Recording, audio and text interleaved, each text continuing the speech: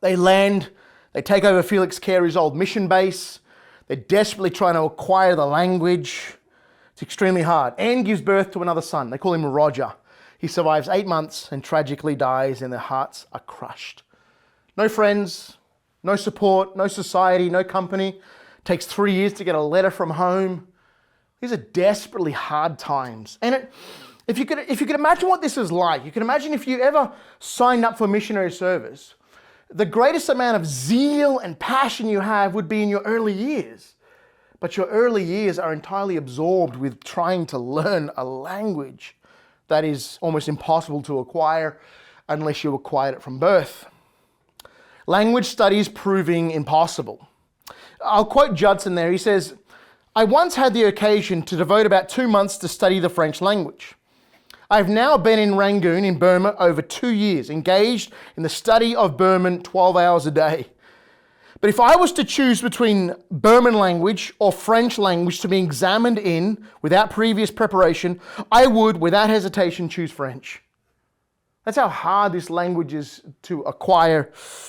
It takes an agonizing 3 years and 7 months to get its first reconnaissance from America. And the entire time they had no idea whether a Baptist society would be established or funds would be secured.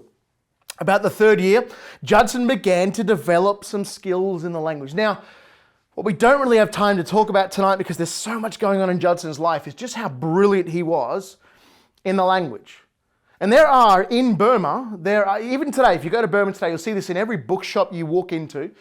There are 2 Western heroes that the Burmese just love. There's Adoniram Judson, who Burmese, even if they're Buddhist or whatever they are, secular, they love Judson for what he did as a service to their literature, their understanding of culture, who they were as a country. Does anyone know the other Western hero of the Burmese? If anyone knew this would be very impressive. No one wants to even have a guess. Sam's tempted to have a guess. I'll give you the name of a book he wrote and see if it prompts your memory. Maybe some of you have written or read the book called Animal Farm or 1984. George Orwell was writing those books where? Rangoon, Burma, where he was serving as a military police under the English, getting a full view of what totalitarianism looks like and what it does, and he prepared those particular books. You can find George Orwell literature all over Burma. He's quite a hero for them over there. So the 3rd year, Judson develops proficiency in the language, finally. He starts to prepare a grammar. He wants it to be easier for people that come after him to pick up this incredibly difficult language. Now, Burmese is a monosyllabic language, which means every word is one syllable. Every word's one syllable, one single sound. And they speak the words by throwing them all together so that there's hardly recognizable breaks between the words, and a lot of ideas and concepts become compound words.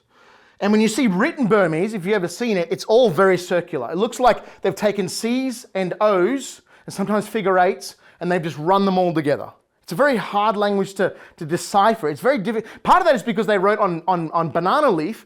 Banana leaf has very strong striation, so it was all circular, so you weren't splitting the leaf as you wrote Burmese. But they were very literate people. Everyone could read, everyone could write. They were quite an intelligent, quite a philosophical type of Buddhist people. And Judson is starting to learn it. And at this time, 1816, the first printing press arrives with assistants to work it.